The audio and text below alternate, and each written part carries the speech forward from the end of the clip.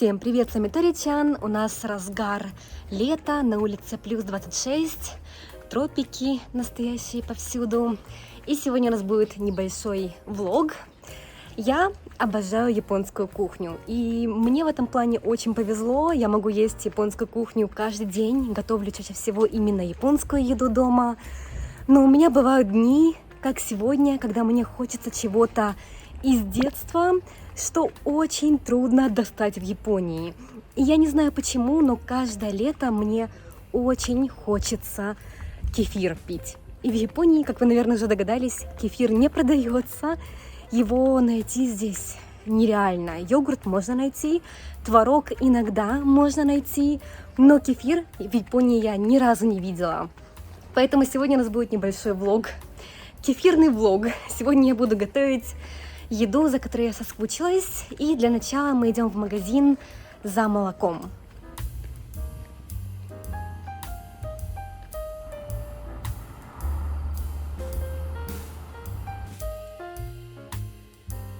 Вот так выглядит типичный молочный отдел в японском магазине. Он не очень большой, как видите.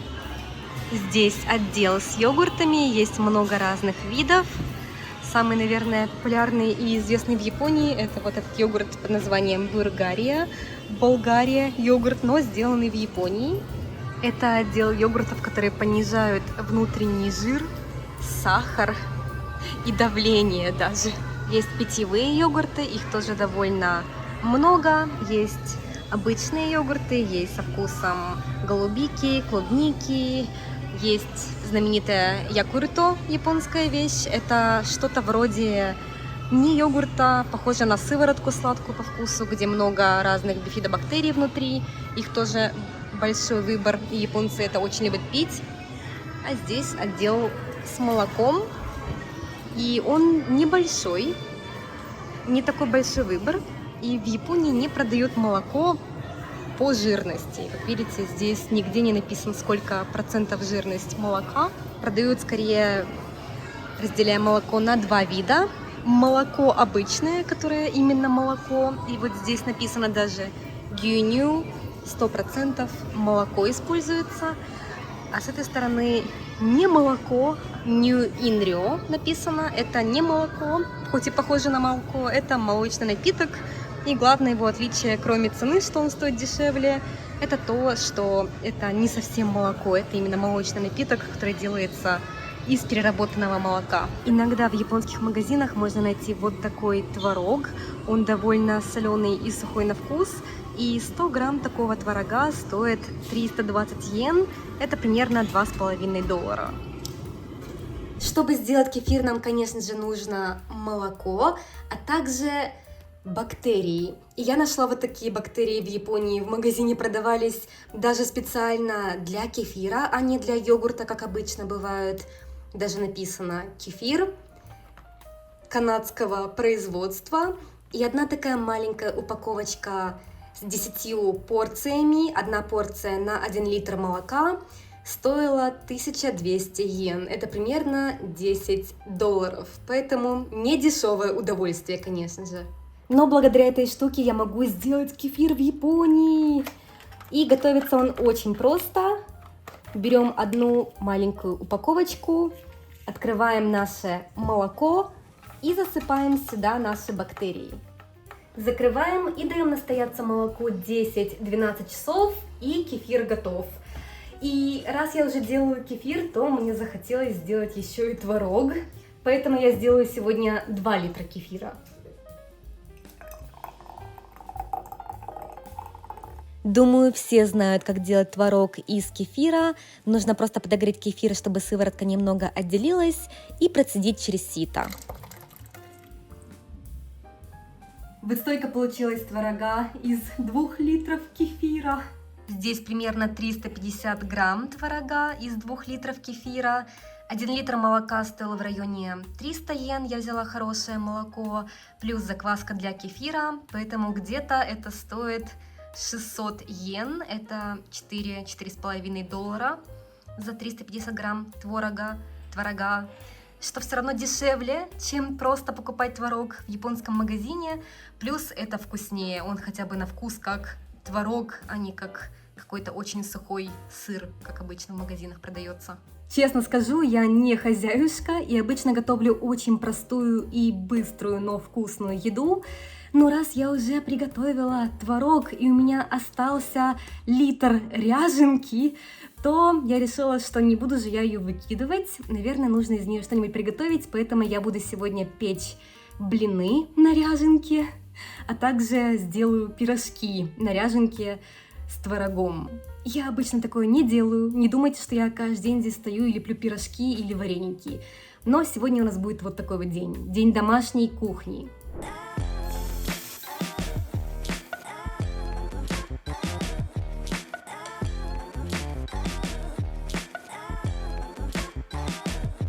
Вот такие у меня получились не идеальные блинчики, но они намного вкуснее, чем они выглядят, потому что я готовила их на ряженке, и они очень мягкие и насыщенные на вкус. Насчет начинки, Изами любит не сладкую начинку, поэтому я буду готовить их с тунцом консервированным, а также с сыром. Это очень вкусно и очень просто готовится. Берем вот такой консервированный тунец, самый обычный, немного сливаем масло, добавляем немного перца и сыр по вкусу. Перемешиваем и закручиваем это в наши блины. Половину творога я хочу использовать для пирожков и половину сделаю блинчики, начинку. Абрикосовое варенье. Блинчики с тунцом подогреваем, чтобы сыр расплавился. Вот такой сегодня у нас простой обед, который очень долго я готовила. Блинчики и салат. Кабемаска? いただきましょみみみ。う。いただきます。うまい。うまいねこれ。い手前甘くない。奥は甘い。ただきます。あ、箸でいくの。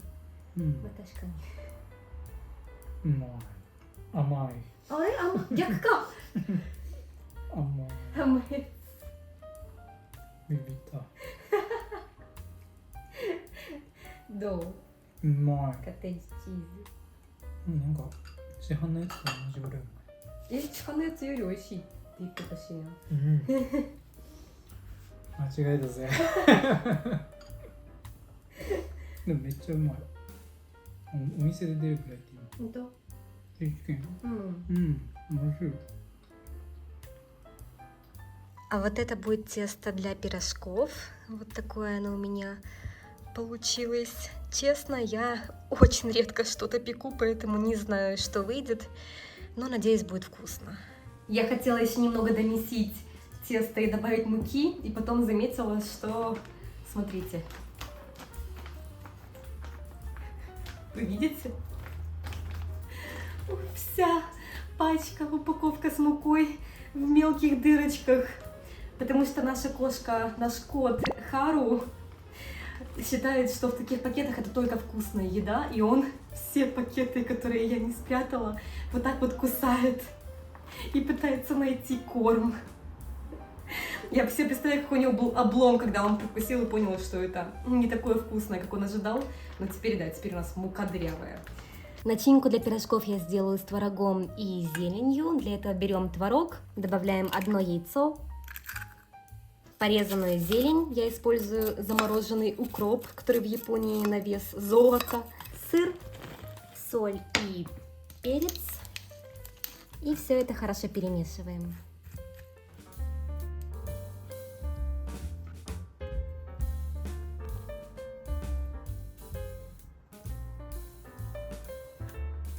Вот такие получились пирожки. Я уже слышу вдалеке голос моей бабушки. Это не пирожки, а несчастье какое-то. Я бы приехала и налепила вам нормальные пирожки. Но как есть, так есть. Я говорила, что я не повар. Вот такие пирожки получились. Реал влог. Половину я запеку, а половину хочу пожарить в масле.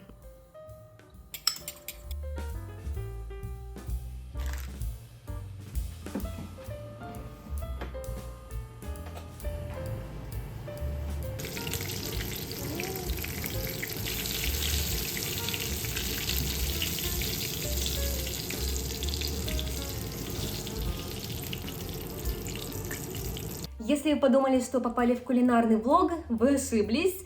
Здесь влог о Японии, где я иногда готовлю, как и все люди, кто питается едой, и не всегда я готовлю красиво или даже вкусно. Но надеюсь, что это вкусно. Похоже чем-то на еду для Хэллоуина, особенно вот эти пирожки с сосисками, которые я сделала. Но сейчас Изами заценит. Но, кстати, жареные пирожки получились не такие уже плохие на вид. Возможно, потому что они жареные, и я другое от них и не ожидала по внешнему виду. И пахнет реально как бабушкины пирожки. У меня бабушка всегда именно жарила их. А все началось с того, что я хотела приготовить кефир. じゃあいただきましょうか。 できたよ。ね、こんな作る苦労を知ってるからさこの難しさを。朝から作ってる。いやすごいよ。ピロシキ作るとはね。もうなんか作るの難しいっつってるのにね。いや、朝ね、ケフィア作るつもりだったんだよね。いやこれになる。ケフィアこれになっちゃった。なんで？最初めっちゃカッテージ小麦粉カッテージチーズ作ってその後ピロシキ作っちゃった。なんで？勢い余りすぎる。2種類があるんだけど、ちょっと食べ比べてほしい。うん。これはもうウインナーが詰まってるそしょっぱいやつ。だけどう、そう。いい。そうクロワッサンみたい。美味しいかな、どうなんだろう。うん、おいしい。美味しい？蜂蜜がかかってる。これね、隣のピロシキの中身が逃げちゃった。そうテクニカルね。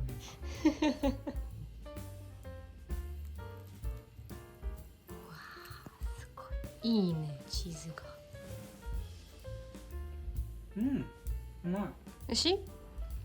揚げと焼きどっちの方がいい？揚げかな。こっちは揚げだよ。うん、揚げはこっち。そうじゃあ焼き。中身。ああ、ソーセージが好きなの。うん。でも生地だけで言ったらこっちの方が好きかも。おお、うん。まあ確かに。なんかサクサクはパン。 Очень вкусно получилось, хоть смотрится не очень. Жалко, весь творог я уже использовала, поэтому придется делать еще раз кефир и творог завтра. Всем большое спасибо за просмотр. Всем пока, увидимся еще. Пока-пока. Пока-пока. Очень вкусно.